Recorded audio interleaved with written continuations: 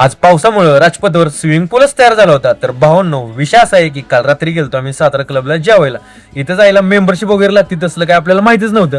पण आपल्या सोबतचे सगळे भाऊ व्हीआयपी होते, त्यामुळे केले जरा हवा. आणि आतमध्ये गेल्यावर जास्त गर्दी पण नव्हती आणि अँबियन्स तर एकदम टॉपचाच होता. मग सुरुवातीला जरा इंग्लिश स्टार्टर ऑर्डर केले आणि त्यानंतर मस्त मध्ये जेवण करून आलो घरी. आणि आज रविवार असल्यामुळे सकाळी जरा उशिरा सुटलो आणि फ्रेश होऊन घरच्यांनी काम सांगितलं होतं त्यासाठी बाहेर पडलो. मग गाडी काढून निघालो आपल्या मार्गाला. मग काम झाल्यावर जरा इडली घ्यावी म्हणलं तर लाईन लईच मोठी होती. मग थांबलो लाईन मध्ये आणि पियुषकडून इडली घेतली. त्यानंतर गाडी काढून निघालो घरी. घरात पोहोचल्यावर आपली रूम आवरून घ्यावी म्हणलं, कारण रविवार शिवाय आपल्याला सकाळी वेळच मिळत नाही. मग फ्रेश होऊन थोडा नाश्ता केला आणि निघालो आपल्या कामाधंद्याला. मग शॉपवर पोहोचून शटर ओपन केलं आणि काल पाऊस झाल्यामुळे लागलो आपल्या नेहमीच्या कामाला. ते झाल्यावर बाहेरच्या काउंटरवर सगळा सेटअप लावून घेतला. त्यानंतर शॉप मधली सगळी साफसफाई करून देवपूजा केली. थोड्या वेळाने आले वासुदेव महाराज. त्यांनी तर एक देवाचं गाणं म्हणलं. मग त्यांच्या आशीर्वाद घेऊन त्यांना थोडीशी मदत केली.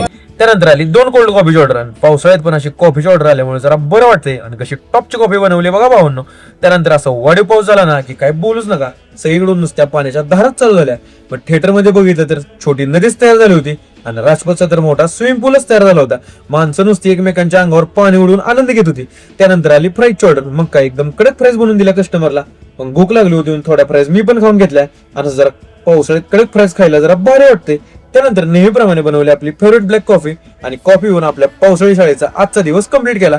व्हिडिओ आवडला असेल तर तुमच्या ह्या भावाला नक्की फॉलो करा आणि आपल्या युट्यूब चॅनलला सबस्क्राईब करायला विसरू नका.